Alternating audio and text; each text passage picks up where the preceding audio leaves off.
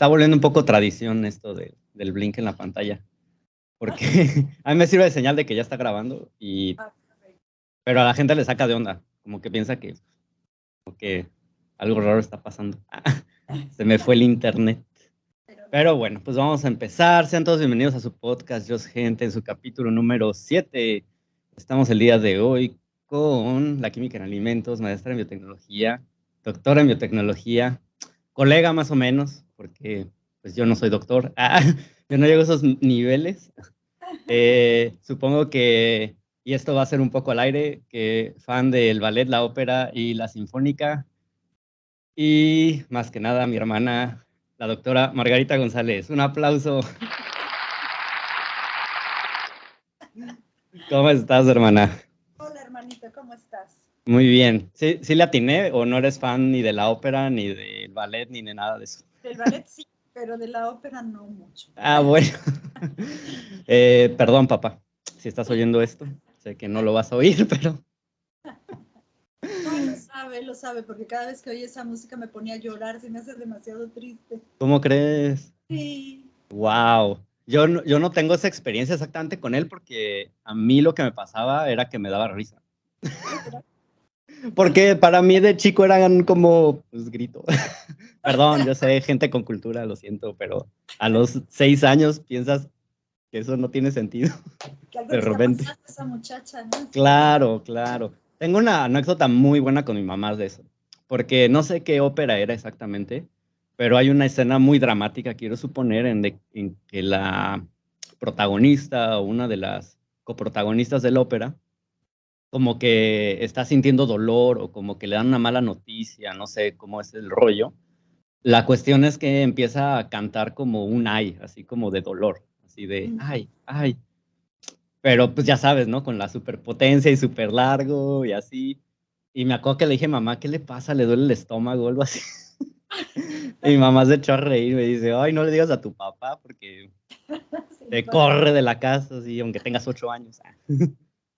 Entonces, sí, a mí creo que me causaba el efecto contrario. Ya luego, obviamente, pues le agarré el gusto, ¿no? Porque, claro, no, sí, mi papá es... Sí, papá es súper fan. Así es. Sí. Sí.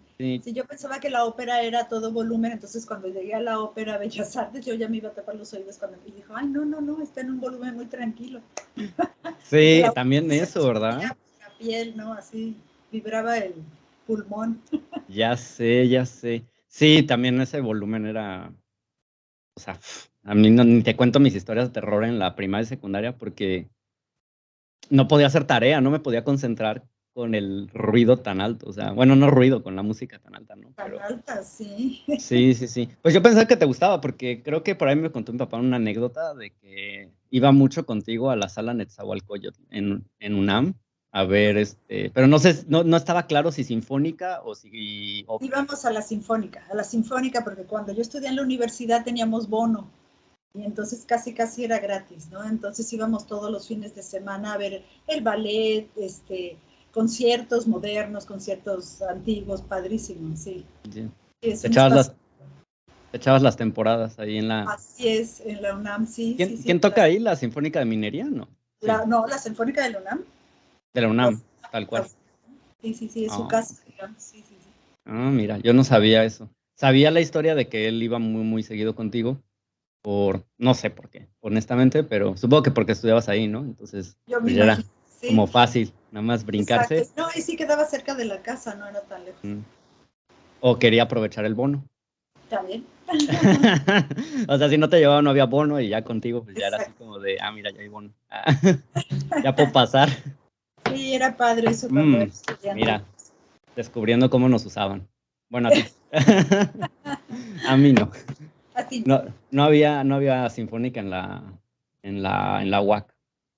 ya. Espero que este sea un dato verídico, porque si no, pues la UAC ahorita me va a marcar y me va a decir, sí hay sinfónica en la UAC.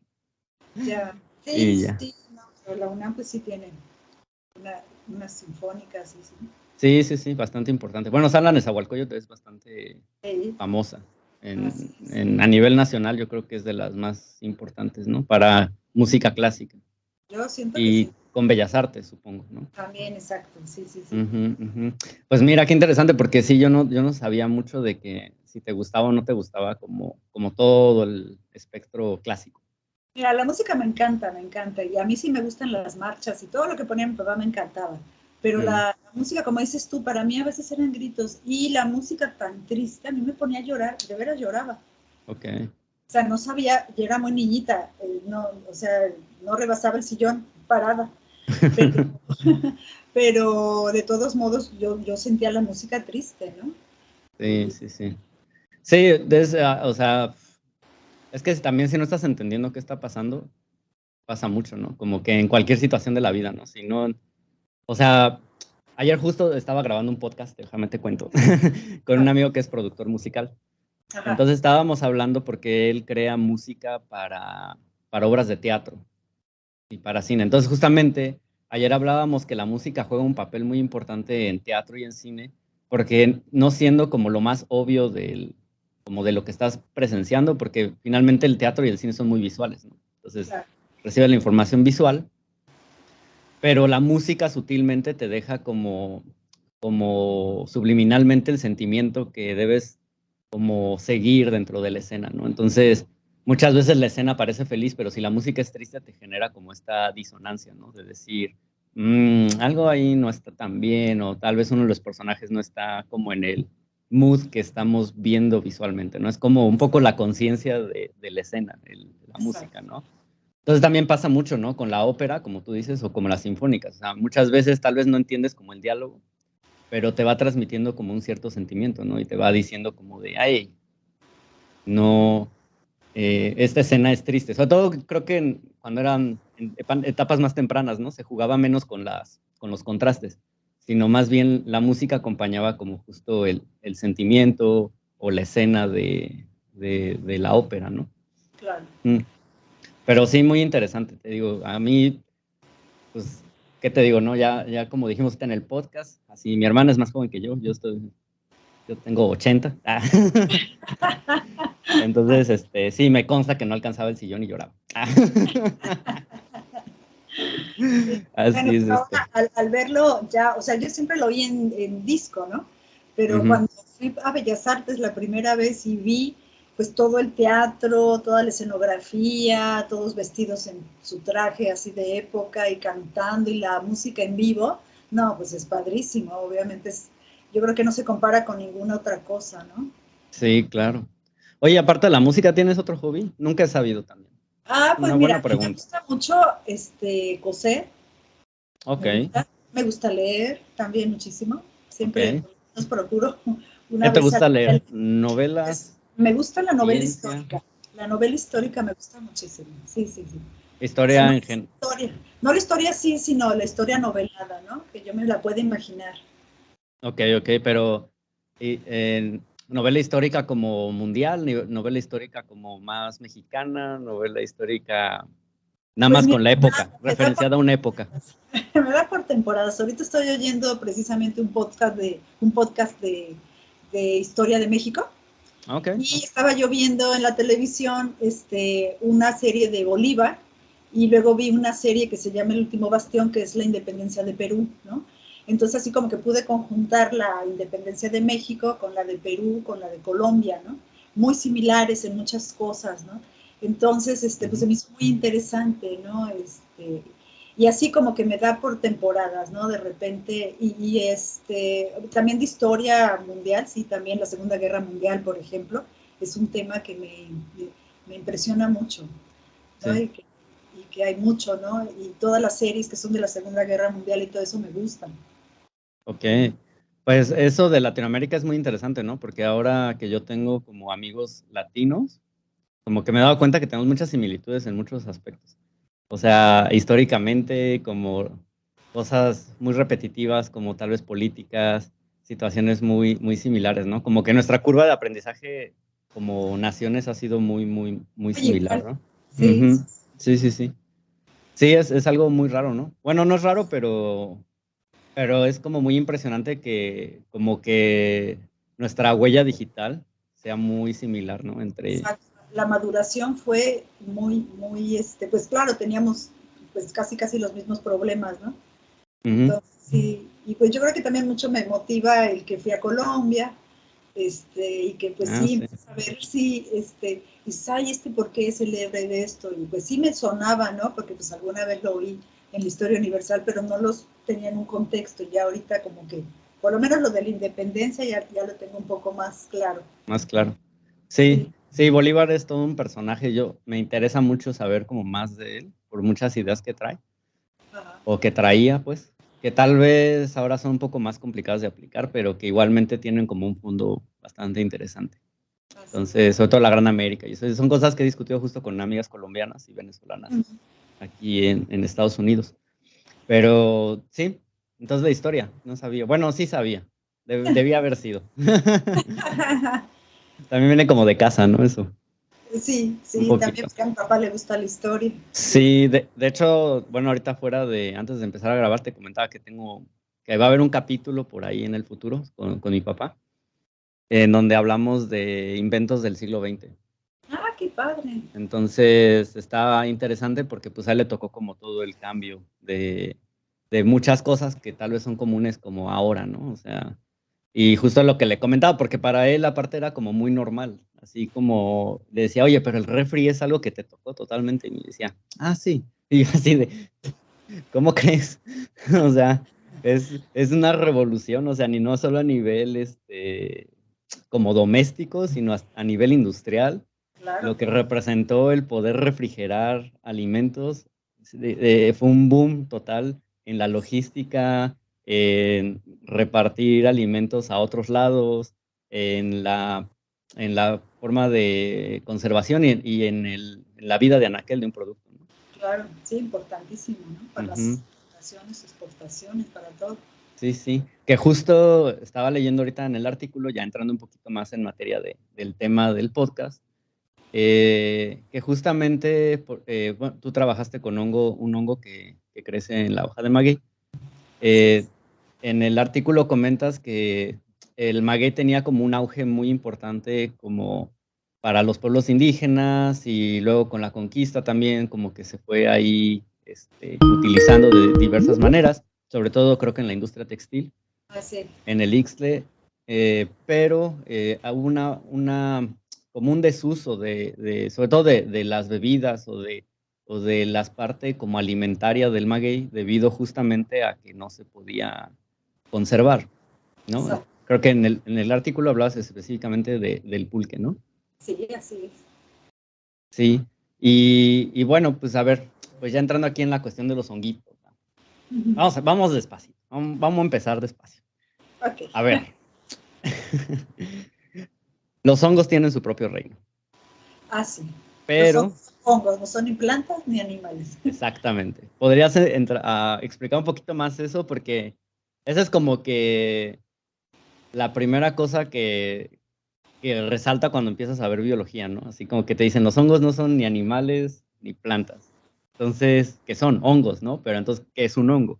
Exactamente. Bueno, los hongos son, desde la época antigua se sabía que un hongo no muere, por ejemplo.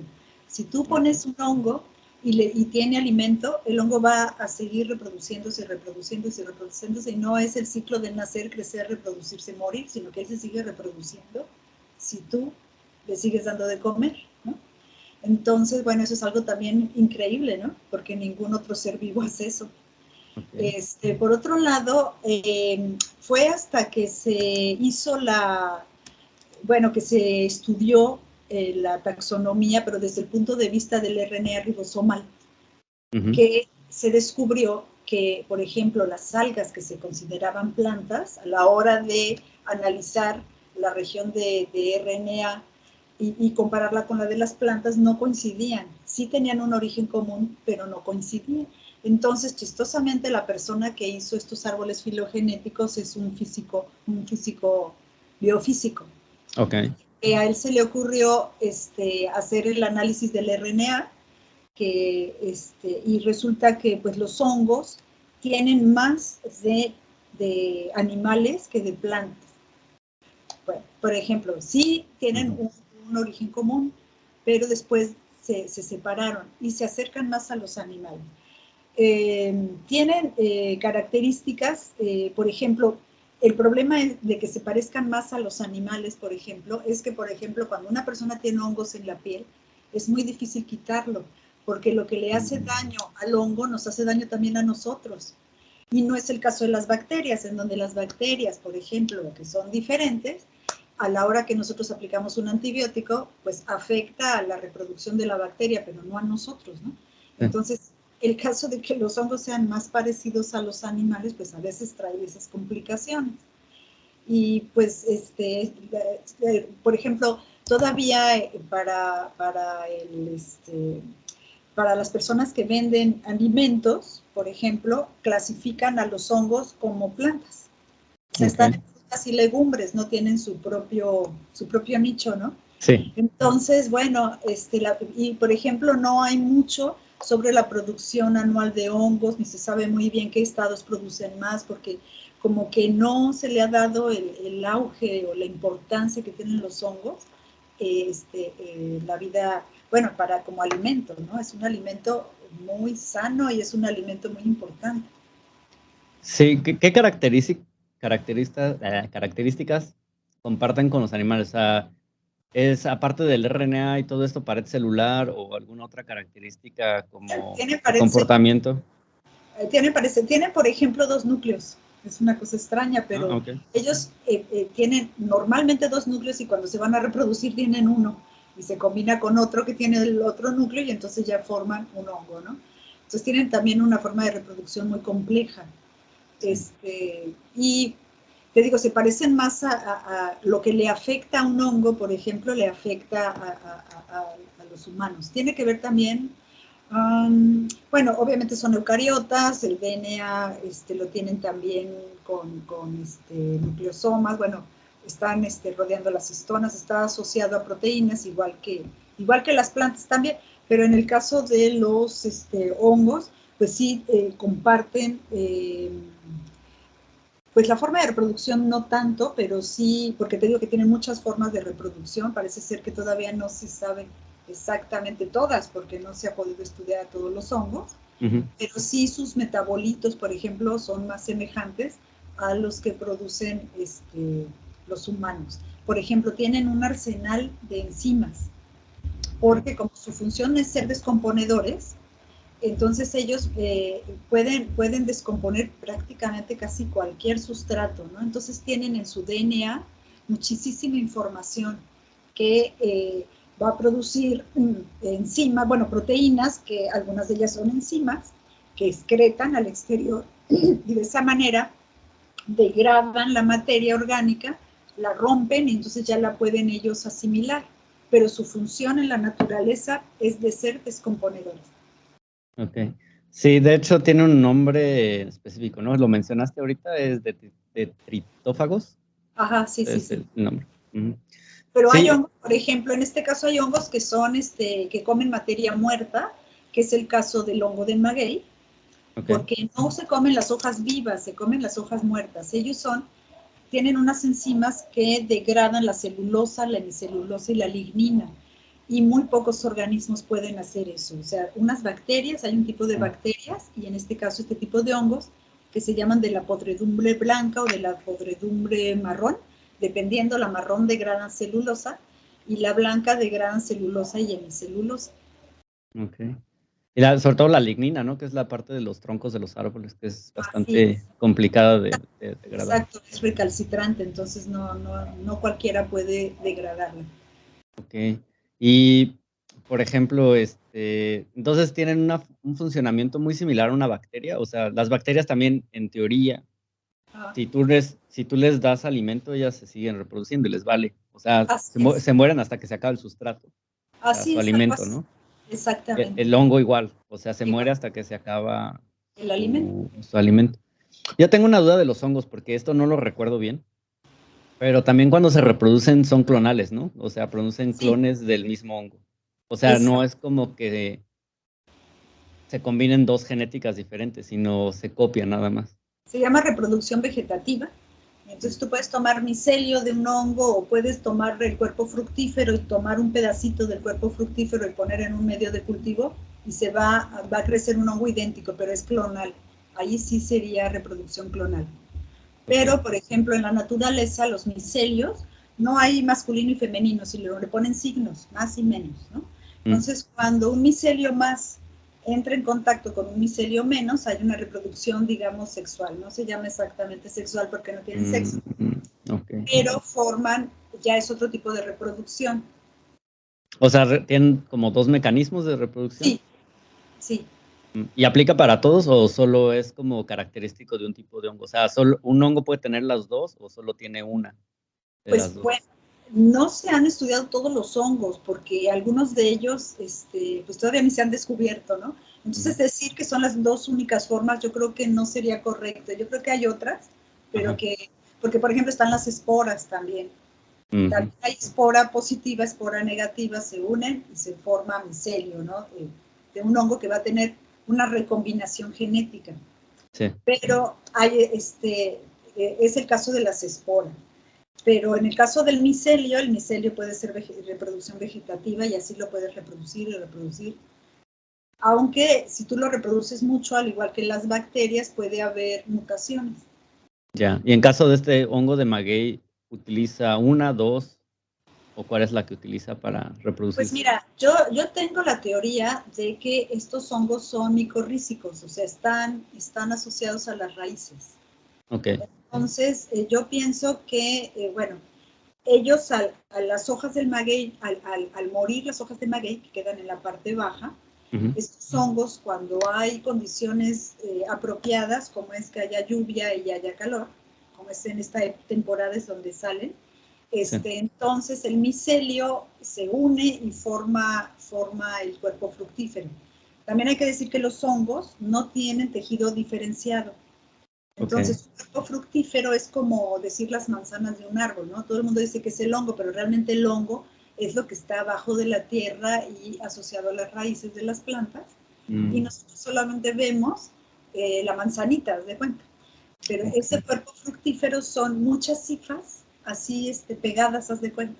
Entonces, todas las hifas tienen la misma función. No hay tejido diferenciado en los hongos. Aunque nosotros los veamos diferentes y de colores diferentes, es un mismo tipo de célula. Ah, ok, eso no sabía. Yo pensé que sí había como una cierta diferencia entre el tallito que les ves y como la campana y eso. Ajá. Pero entonces es el mismo tipo celular. Es el mismo tipo celular, no hay un tejido que digas, tiene un tejido vascular y por aquí circula algo, no. Entonces, eso hace que la reproducción, por ejemplo, clonal sea más fácil, porque puedes tomar literal un pedazo y si le das las condiciones para que las células empiecen a reproducir, sale otro. Exactamente. Okay. El problema, por ejemplo, de los micorrízicos es que tienen que estar forzosamente asociados a la raíz para que crezcan. Ahora, en el caso de estos cuerpos fructíferos que son grandes, pues ahí sí se puede hacer sí se puede, por lo menos crecer en cajas Petri con PDA, con agar papa dextrosa, crecen la mayoría de los hongos. ¿Y qué necesitan? Porque me mencionas que están asociados a raíz, pero ¿qué significa eso? O sea, como que reciben un beneficio específico por estar a la raíz que no pueden obtener de otra parte de la planta o de su huésped. Exacto, es una simbiosis. Efectivamente, ellos reciben el beneficio. Ellos no tienen clorofila y por lo tanto ellos no pueden sintetizar su propio alimento. Entonces, al estar dentro de las raíces, la planta les da carbohidratos. ¿Sí? ¿Y qué le da el hongo? El hongo les da hormonas de crecimiento, por ejemplo, y algún otro tipo de metabolitos que la planta no puede sintetizar y que el hongo sí le puede dar. Okay. También los ayuda a que puedan colonizar el espacio. Parece ser que los hongos ayudaron a las plantas acuáticas a hacerse terrestres. Y se sabe, por ejemplo, que el 90% de las plantas terrestres, por lo menos, tienen asociado un hongo a su raíz. Ah, ok, eso no sabía. Pero entonces en ese caso el hongo no es que degrade a la planta, sino es una relación simbiótica. Ni siquiera es parasitaria o sí hay hongos que llegan a ser parasitarios. Bueno, primeramente es una infección. Primeramente infectan a la planta, pero al haber beneficio mutuo, entonces ya la planta permite que el hongo esté asociado a sus raíces. Ya no lo ataca, pues. Ya no, pero sí hay hongos que atacan a las plantas, que no son micorrízicos, sino que son, que atacan directamente a la planta y son plagas, ¿no? O sea, Sí. producen, pues como Fusarium, por ejemplo, ¿no? Que acaba con plantíos de jitomate o de, no sé. Okay. Entonces, sí hay una diferencia, ¿no? O sea, entre esos tipos de hongos. O sea, hay hongos que son simbiontes y hay hongos que definitivamente son parasitarios, que degradan. Y no solo degradan porque no están degradando materia muerta, sino degradan materia viva, ¿no? Exactamente. Sí, Okay. sí. ¿Hay alguna diferencia? Porque ahorita mencionabas los hongos de la piel, ¿no? O sea, ese tipo de hongos o hongos como que crecen en alimentos, o sea, el típico hongo verde que ves en tu queso, o el del pan, ¿no? Que así, ahí ves negro con blanco, es un aspergillus.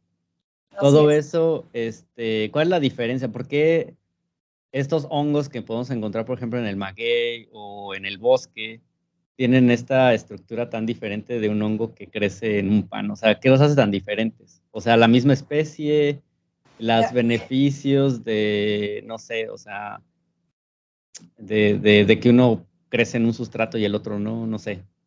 Bueno, según mi asesor, el de la tesis, cuando hice mi tesis con este hongo, él decía que, por ejemplo, las personas que tienen síndrome de inmunodeficiencia, por ejemplo, hay un hongo que ataca, cuando estás cultivando hongos en paja, hay un hongo que es terrible, ¿no? Que se llama tricoderma, que es un hongo verde.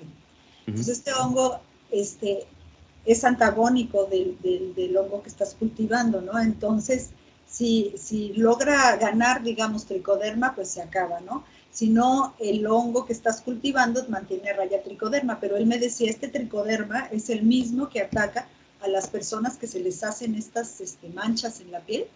Ok. O sea, él puede atacar la piel, o puede atacar la paja, o puede atacar así un montón de sustratos. Sí. O sea que en realidad los hongos pueden ser o se pueden adaptar muy fácilmente pues a cualquier pues huésped, ya sea que esté muerto o que esté vivo. Sí, exactamente, porque precisamente su función es descomponer. Ya. A excepción de los simbiontes, ¿no? Por lo que Los entiendo. simbióticos no, exactamente, sí, sí. Ya. Bueno, y en este caso, pues tú trabajaste mucho con este hongo de maguey que estamos mencionando bastante. No sé si sea, ¿cómo se llama? Por aquí lo tenía. Bueno, tú me lo mandaste, ¿verdad? ¿Cómo se llama tu honguito? ¿Es Se llama Pleurotus. Pleurotus? Pleurotus es el género. Y la especie todavía no se sabe muy bien si es Drinus o si es Pleurotus Drinus. Pleurotus tienen varias especies, ¿no? Hay uno que se llama Opuntie, que es Pleurotus opuntie, que se encuentra en los nopales, por ejemplo. Okay. ¿Sí? Entonces, bueno, hace falta estudiarlo todavía más. Lo que tenemos que hacer es recopilar hongos que se encuentren en esa zona, por ejemplo, pero en diferentes regiones, para ver si corresponden al mismo tipo de hongo o son hongos diferentes. Ok. Y bueno, tú empezaste a trabajar con este hongo porque, como mencionas, ¿no? Es un hongo que tal vez pues no esté clasificado tal cual, ¿no? Ahorita tu objetivo fue buscarle una clasificación, ¿o cuál fue el interés particular de estudiar este hongo? Bueno, particularmente lo primero que se trató es que este hongo nunca había sido cultivado, era un hongo silvestre. Okay. Entonces las personas del lugar pues lo consumen mucho. Es un hongo que llega a crecer hasta como 25 centímetros de diámetro, se llaman orejas, Pleurotus quiere decir oreja, que crece en forma de oreja, y ellos lo consumían, pero como ya ahorita mucha gente ya no cultiva el hongo del maguey porque ya no se hace pulque, como se hacía antaño, entonces ha desaparecido el hábitat de este hongo, ¿no? Entonces, lo que se quería era tener un germoplasma, o sea, que no se llegara a perder el hongo del maguey. Entonces, la idea es cultivarlo de manera, en el laboratorio, hacerlo de manera, pues, in vitro, digamos, ¿no? No. Entonces, nunca se había hecho. Y, pues, de hecho, el reto era que, pues, querían que yo lo cultivara, pero no sabían a ciencia cierta si sí se iba a dejar o no, porque hay hongos que son muy difíciles de cultivar porque requieren de ciertos nutrientes que solamente en contacto con esa planta lo hay. De hecho, yo tuve problemas porque en paja crecía, pero lentísimo.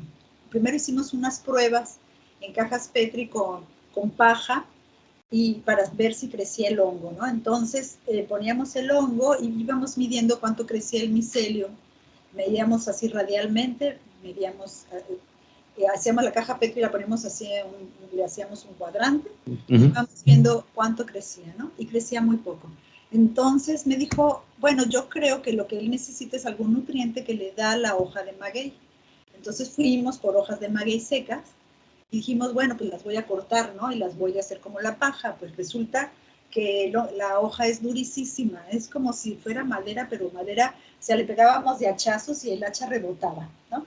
Entonces se tuvieron que cortar con sierra eléctrica porque no había otra manera de cortar las hojas del maguey, ¿no? Okay. Y además te dan pica pica, es una cosa terrible, ¿no? No puedes tocar nada porque tienen como, bueno, todo lo que vuela tiene como espinita, entonces te pica, así como si fuera pica pica.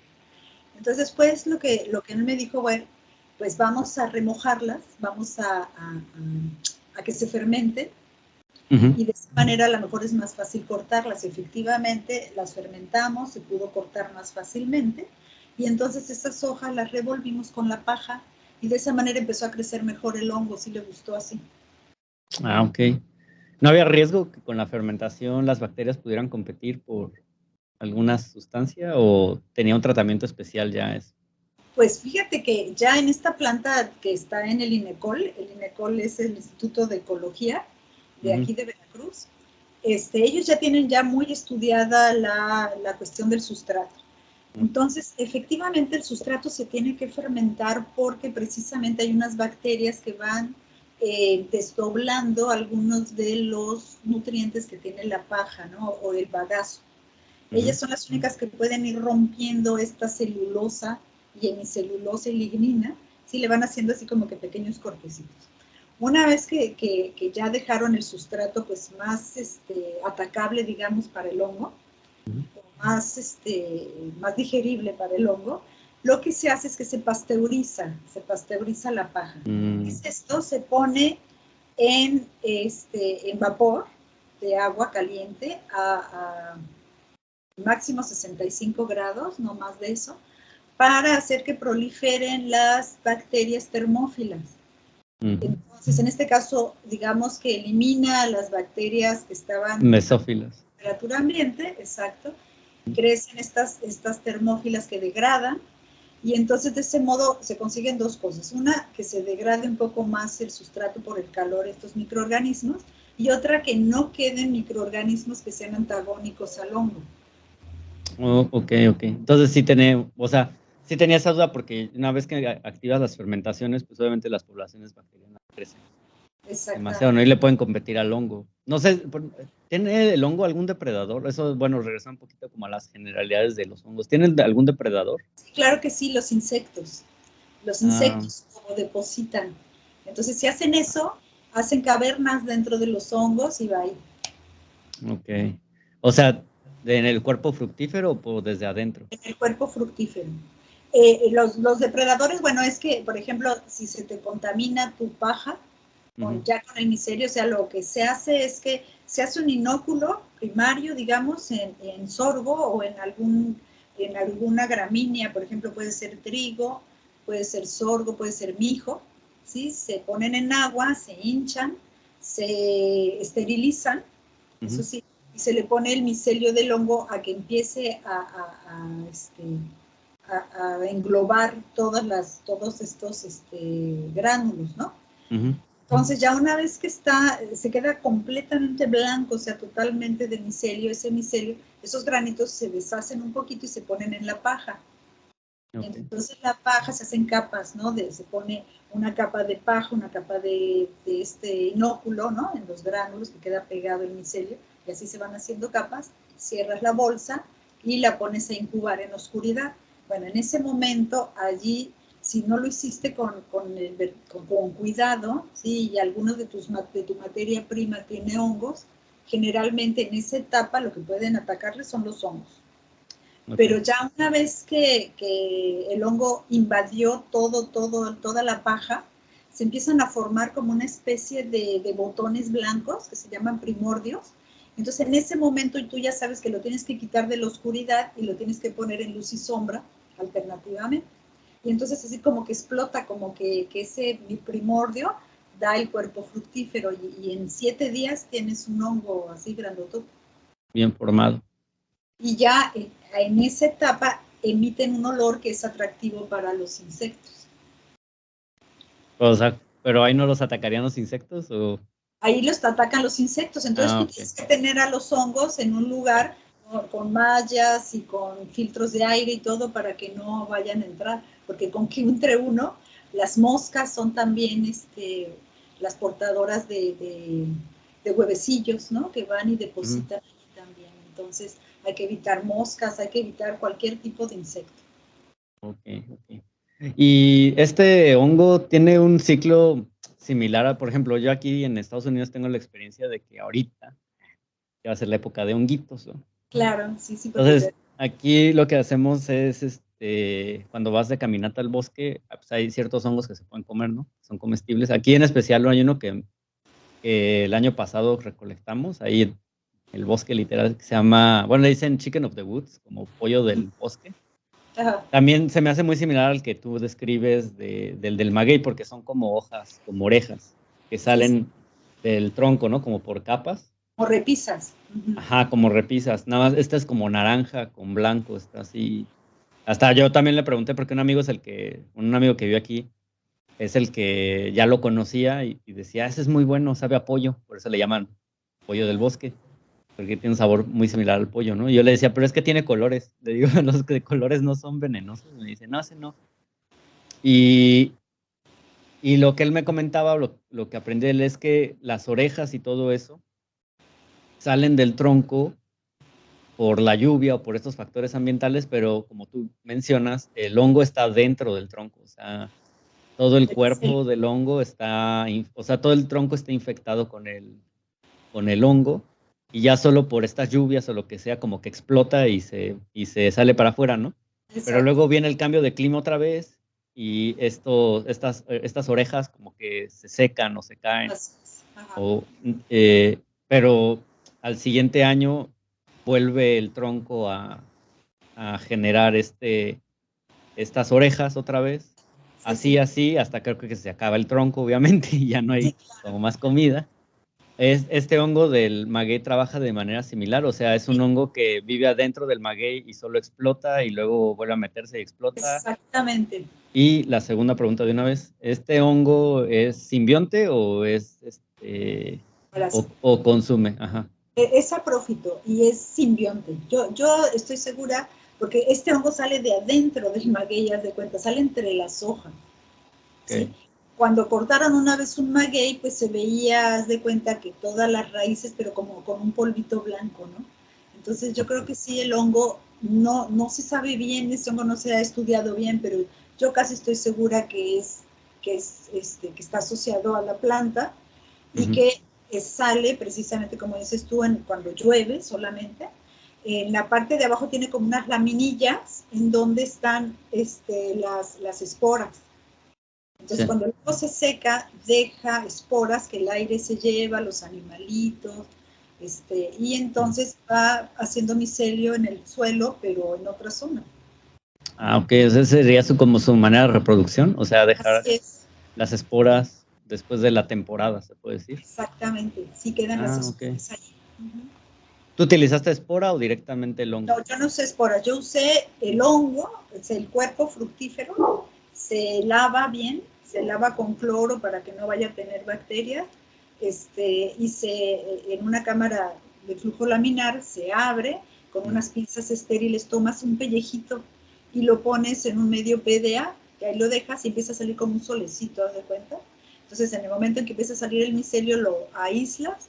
Ese medio de cultivo debe tener un antimicrobiano para evitar bacterias, crecimiento de bacterias, nada más crece el hongo, y ya ese lo aíslas y lo pasas a una cajita, pero es un arte hacer eso, porque normalmente se contaminan, es muy difícil que del campo, puedas aislarlo. Hay que lavarlos muy bien en varias soluciones y luego, te digo, tener todas las precauciones para quitar el tejido lo más estéril posible, ¿no? En condiciones lo más estéril posible para que no se te contamine.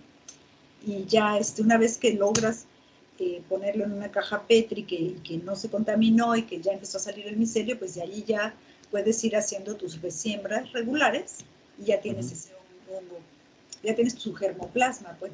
Sí, sí. Ah, ok, entonces tomas una parte del hongo y esa es la parte que cultivas. Así es. Eso está. Ok, eso está interesante saber. Bueno, aparte de la parte de no haber cultivado este hongo de manera a nivel laboratorio, a nivel como invernadero, ¿tiene alguna otra característica de interés, ¿no? O sea, como tipo una cosa de nutrición o forma parte, tú mencionabas que era una parte como de la alimentación de la zona, ¿no? Entonces, Sí. ¿se ha observado algo que tenga como interés? Obviamente sabemos que los hongos tienen como muchas propiedades nutricionales, ¿no? Claro que sí. O nutritivas. Entonces, bueno, no sé si quieras hablar un poquito de las propiedades nutricionales de los hongos y luego, si quieres pasar a tu honguito, estaría bueno. Ok. Bueno, los hongos, pues tienen muchísimos minerales porque absorben, ¿no? Entonces tienen selenio, por ejemplo, que es muy importante, el selenio, para el metabolismo de los humanos. Por otro lado, se dice que es un alimento ideal para los diabéticos porque tienen un bajo contenido de carbohidratos, tienen mucha fibra, tiene bajo contenido de grasas y el alto contenido de fibra ayuda precisamente, la fibra dietética, pues para arrastrar, digamos, ¿no? Y limpiar. Entonces, los hongos, además de que muchos de ellos, sobre todo los que son lignocelulósicos, se ha estudiado que tienen propiedades anticancerígenas, antitumorales, que bajan el colesterol. En fin, tienen varias sustancias que ayudan muchísimo a mantener la salud. Ok. Y en el caso del hongo del maguey, supongo que es un copy-paste de esto, ¿no? O sea, tiene como las mismas características. Exactamente, es un hongo lignocelulósico, entonces un hongo medicinal. Efectivamente, logré aislar algunos metabolitos. Tienen algo que se llama, en lugar de tener colesterol, tienen ergosterol. Ese ergosterol es un precursor de la vitamina D. Entonces son buena fuente de precursores de vitamina D, que en contacto con la luz, la piel, produce vitamina D. Exacto, vitamina D y que se fije el calcio en tus huesos, ¿no? Que son mejores fuentes de vitamina D que, por ejemplo, el colesterol, ¿no? Exactamente. Sí, sí, sí. Porque el colesterol viene de la grasa animal. Así es. Y sentido, pues pues no digamos que hace la misma función, pero con los beneficios de no comer tanta carne. Exactamente. Bueno, sí. ahí sí es un gran paréntesis. Es una gran discusión esto, ¿no? De la carne roja y Pues mira, las dietas. precisamente yo estuve estudiando, hay un señor que es así como que una eminencia en lo de los hongos, pero compara, por ejemplo, ciertamente los hongos tienen muchísimas proteínas, más que un alimento vegetal, ¿sí? Sí. Pero no más que un alimento animal. Entonces este señor comparaba y decía que tenían tantas proteínas como el huevo, como la carne, lo cual no es cierto, porque él comparaba peso seco contra peso húmedo. Entonces ahí sí, ¿no? Obviamente las concentraciones, pero bueno, sí, los hongos tienen un gran contenido de proteínas, sí, pero no mayor que el huevo, ni que la leche, ni que la carne, ¿no? Sí, o sea que, pues ahí también tuve un podcast con una amiga nutrióloga. Ahí más bien sería como balancearlo, ¿no? Tal vez si era sustituir, no sé las proporciones, pero digamos que medio de 250 gramos de carne tendrías que comer medio kilo de hongos para tener como la misma proteína, ¿no? Exacto, y además es muy conveniente comerlo muy seguido ni mucho. Y, por ejemplo, hay combinaciones de algunos hongos que si tomas alcohol, te pones loco, ¿no? Entonces sí. No sé. Entonces debes de saber, qué tipo de hongo es, porque pues sí hay que tener su recelo, ¿no? O sea, no todos los hongos se pueden comer, obviamente, ¿no? Solamente los que sepan así perfectamente que son comestibles. Ahí, por ejemplo, en ese caso, aunque estén cocidos, ¿te causan ese efecto? Sí, sí.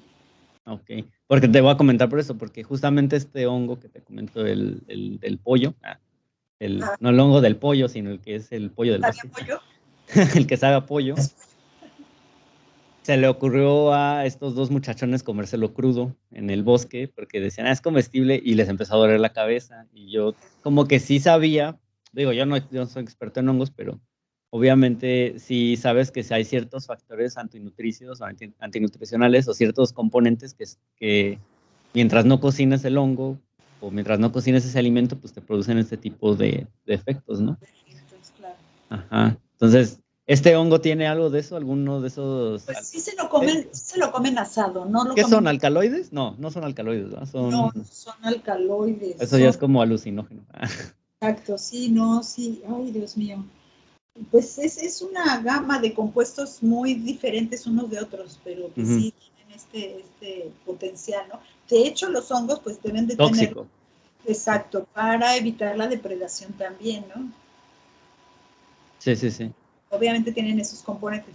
Y sí, pues sí, es peligroso, ¿no? Si no sabes, no debes de consumirlos, definitivamente, ¿no? Y la preferencia, pues sí, es cocidos.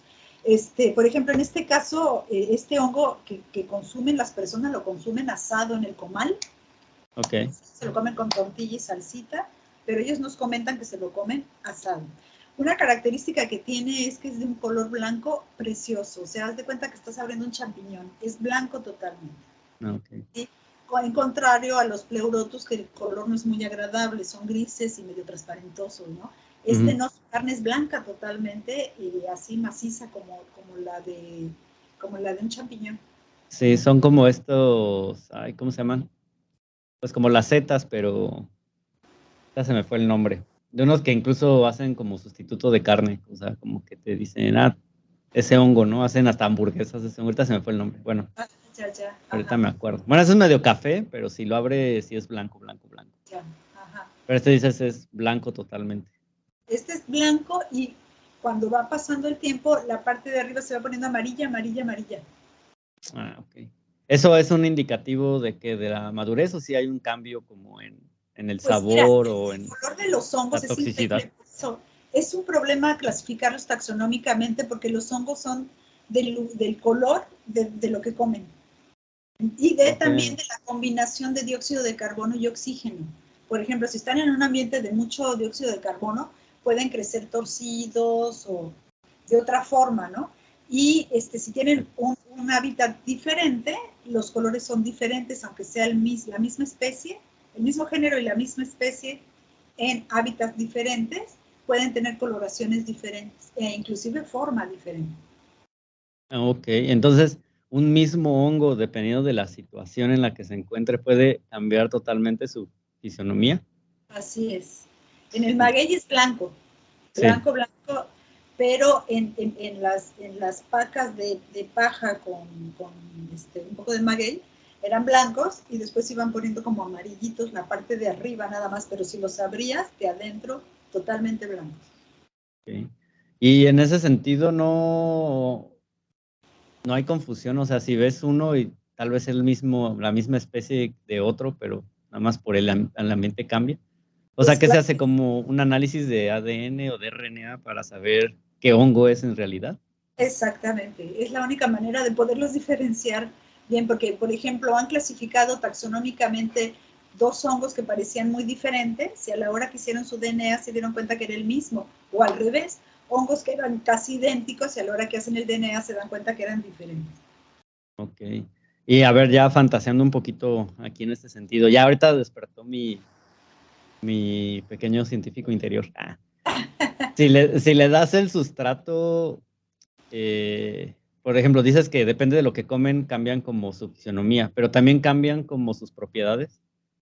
O sea, o su producción de, por ejemplo, hablando de, y esto es por lo que lo comento, los hongos son una muy buena forma o una muy buena fuente de fenoles. Ajá. O de antioxidantes, ¿cierto? Sí, sí, sí. Entonces, si lo sometes a un sustrato que tenga también como una concentración alta de fenoles, ¿no podrías como hacer que el hongo consuma eso y se vuelva más antioxidante todavía? Pues a lo mejor sí. Fíjate que aquí en Veracruz se han hecho crecer ¿O los degrada? No sé. Pues mira, lo que sucede, por ejemplo, es que una cosa chistosa pasó.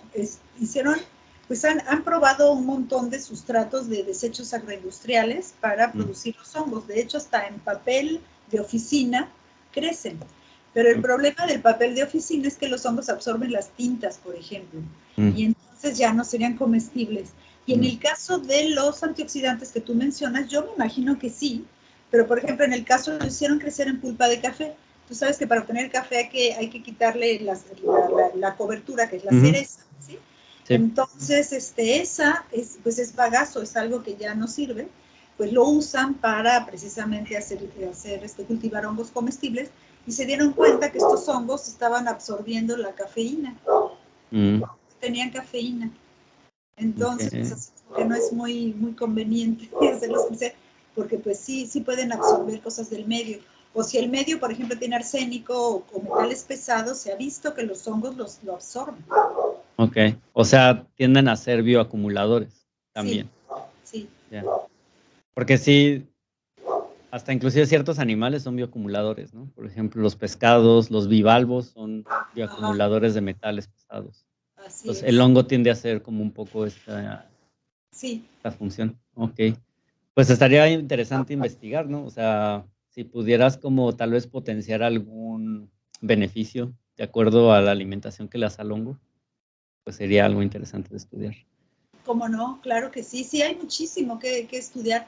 De hecho, pues se cree que son más de, no sé, 1,700 especies de hongos, de las cuales se conocen 170,000. Y de esas 170,000, solamente el 10% se pueden utilizar con fines comerciales. Ajá. Y de esas, para fines medicinales, pues es también una porción muy pequeña, ¿no? Ok. En este caso, este hongo, dices que le encontraste ciertos metabolitos.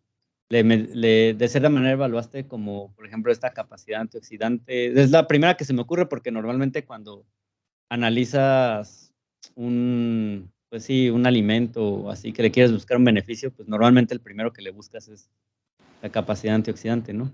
Exactamente.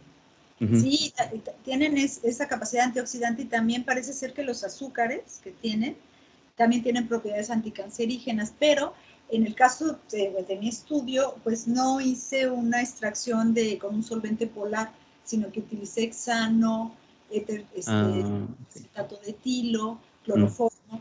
Entonces, pues obtuvimos compuestos que son solubles con esa polaridad, pues, pero se puede hacer un abanico de polaridades y ver qué compuestos, ¿no? Sí, que normalmente los fenólicos se extraen con alcohol. Exacto. Son polares. Exactamente. Así es. Ok. Te iba a preguntar otra cosa, ya de las últimas preguntitas, pero ¿cómo puedes diferenciar que un hongo es comestible y que otro no es comestible? Buena pregunta. Como dice, es un doctor de lo más simpático, y dice que por lo menos la primera vez todos los hongos son comestibles. Lo cual es muy cierto. O sea, mira, ¿me estás diciendo que es empírico este asunto? que nada más sabemos cuáles se pueden comer y cuáles no, porque algún pobre humano se murió después. Yo creo, mira, hay una tradición, y hay personas que saben, o sea, que son personas que toda la vida los han consumido, y que saben cuáles sí y cuáles no. Pero ¿qué es exactamente lo que diferencia uno de otro? No se sabe. No. O no hay un compuesto así que digas, es que si tiene este compuesto ya te mató. ¿Ya no lo puedes comer? No. Ok. Entonces, pues eso complica mucho las cosas, ¿no? Porque realmente todo el estudio de los hongos se puede resumir a la experiencia. O sea, se pierde esa experiencia si no se documenta, se puede perder como ciertas especies por la duda, ¿no? Exactamente, sí. Fíjate que es una pena. Nosotros deberíamos de ser un pueblo micófago, como lo es China, por ejemplo. Ok. Porque ellos desde tiempos ancestrales han comido hongos y ellos saben perfectamente cuáles y cuáles no. Y aquí en México era igual. antes de la venida de los españoles, ellos consumían hongos, sobre todo, pues yo me imagino que las personas que vivían en los bosques, ¿no? En las zonas tropicales. Y cuando vinieron los españoles, ya ves que hay hongos alucinógenos y demás, ¿no? Entonces, ellos decían que esos hongos eran alimento del diablo porque les hacían ver cosas, ¿no? Algún tipo de hongos. Entonces prohibieron la venta y el consumo de los hongos. Y así se perdió, obviamente, solamente los pueblos que se negaron a ser conquistados o que conservaron sus costumbres, pero los que vivían en las sierras, alejadísimos de toda la civilización, pues mantuvieron su conocimiento de los hongos. Pero en general se perdió muchísimo. No hay escritos sobre los hongos. Sí hay jeroglíficos en donde se ve que están consumiendo hongos y que claramente se ve que hay hongos, ¿no? Pero, te digo, se perdió toda, como pues no hablábamos el mismo idioma y los españoles prohibieron ese alimento, entonces se perdió muchísimo conocimiento. Entonces, a lo mejor sabríamos más y tendríamos, pues seríamos más, comeríamos más hongos, ¿no? Si supiéramos más. Y todo eso entonces también te lleva a ti como investigadora de esta parte, pues como estar mucho en campo, ¿no? También. Claro, sí. Y el contacto con las personas que saben de esto, ¿no? Porque, por ejemplo, en Guatemala, en todos esos lugares, incluso aquí en México, pues hay personas que van a los mercados y venden sus hongos, y ellos saben cuáles son, y hay una variedad muy extensa de hongos diferentes. Ok. Y ahorita que tocas ese tema, ¿no? Como de volver a lo primero, ¿no? Como a estas, pues a todo este conocimiento que previo a la conquista y todo esto. También pues es importante, creo que destacar que este hongo nace en una planta, pues, como muy mexicana, ¿no? Obviamente, sí. Sí.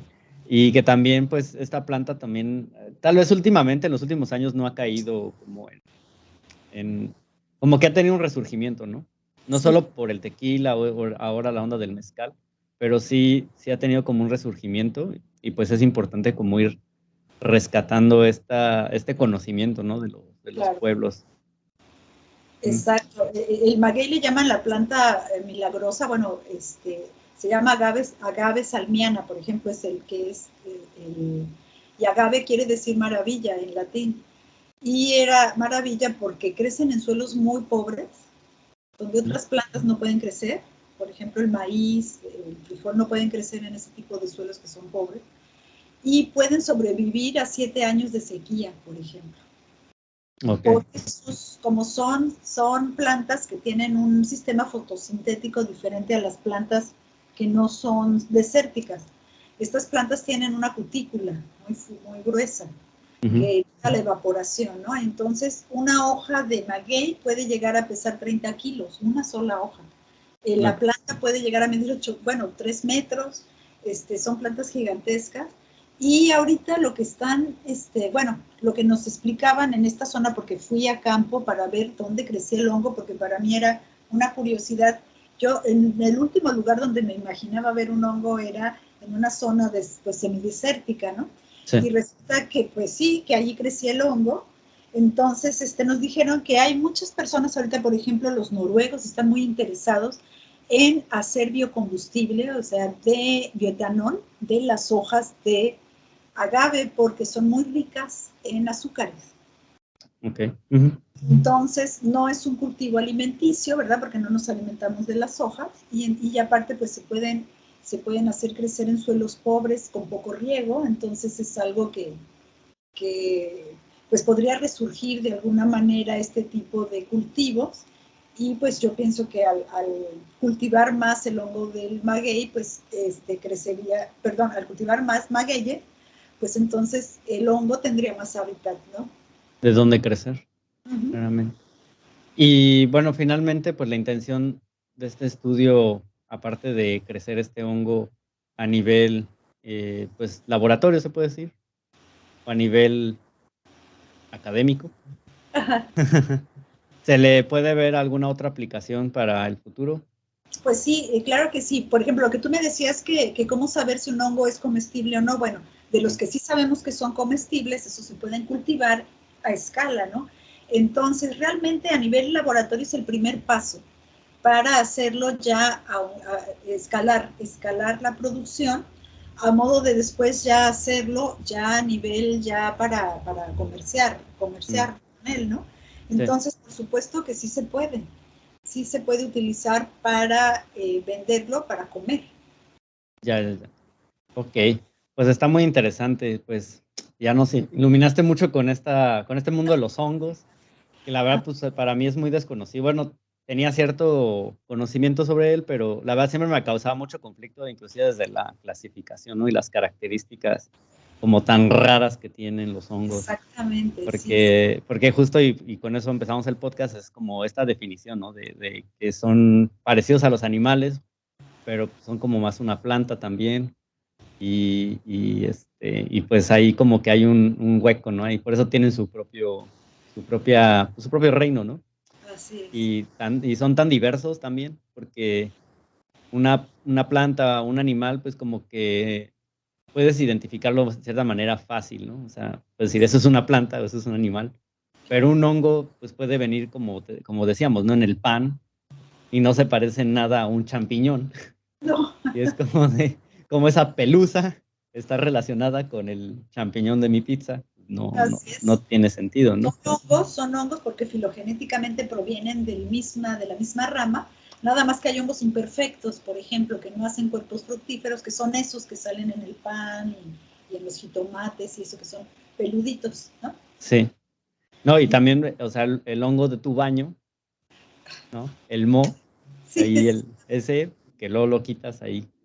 Dices, eso también porque está relacionado con, no sé, con esta seta que me estoy comiendo en un restaurante. Entonces, sí es un reino bastante interesante y creo que también es de los, como dices, no sé si decir poco explorados, pero de los que también hay muchos huecos de información. Claro, por ejemplo, no hay fósiles de los hongos. Ah, ¿en serio? Pues no hay muchos fósiles de ellos. ¿Por qué eso no? ¿Por qué? ¿Porque eran muy suavecitos? ¿No había? Yo pienso que se deshacían, o yo no sé, no llegaban a no ser de los hongos que son duros, ¿no? Que hay unos hongos que son como madera. Sí. Pero en general, los que son micelio, pues no se ha logrado encontrar. No fosilizaban. No, exactamente, no se les ha podido seguir la pista.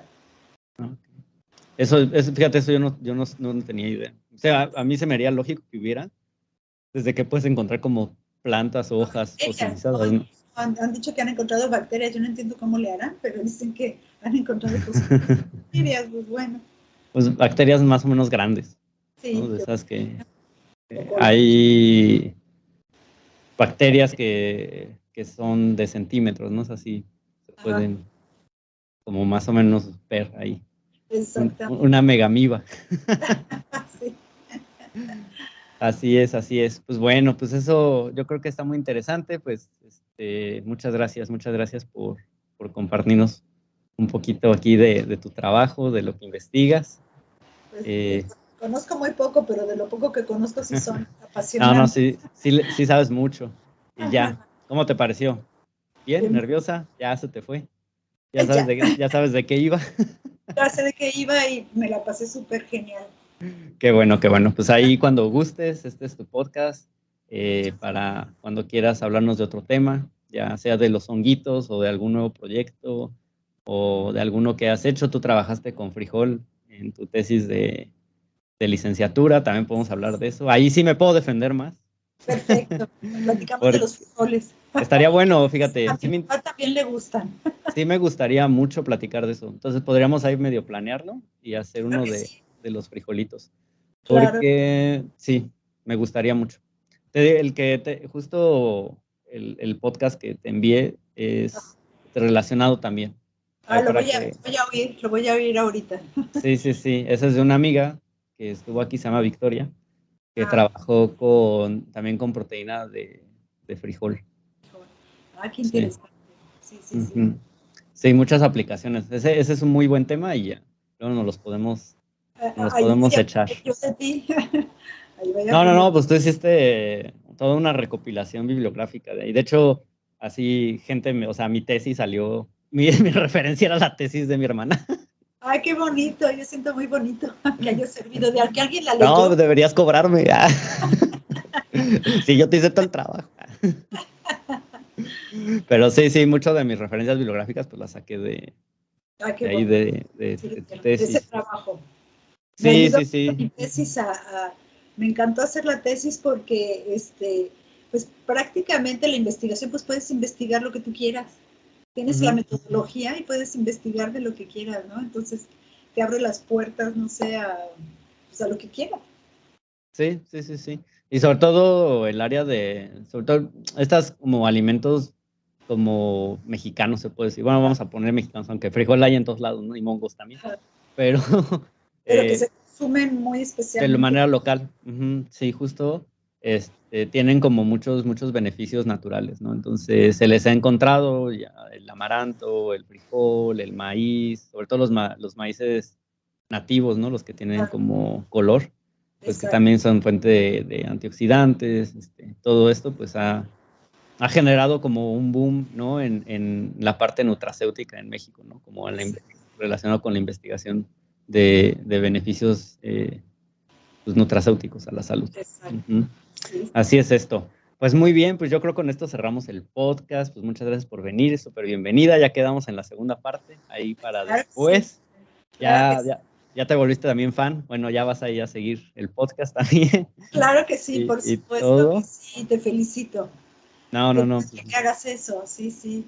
Me gusta, esto no lo sabes obviamente porque no habías visto como el proyecto, pero es parte como de reconectar con gente que quiero. Entonces, lo que me ha hecho pensar es como justo tengo como muchos amigos, mucha gente que conozco, o sea, de mi propia familia, que tienen temas muy interesantes y que saben mucho y que luego a veces, pues esta parte de que no se les da difusión a ese conocimiento, pues no hace como que pueda como compartirse, ¿no? Entonces, ese es como el objetivo de esto es, pues tener una plática casual de lo que tú sabes, que nos los compartas y que tal vez si alguien lo escucha, pues le llegue a interesar, ¿no? O alguien que esté en tu mismo campo pueda decir, mira, ella trabaja con algo similar y se hacen ahí las redes sociales, ¿no? Exactamente. De colaboración.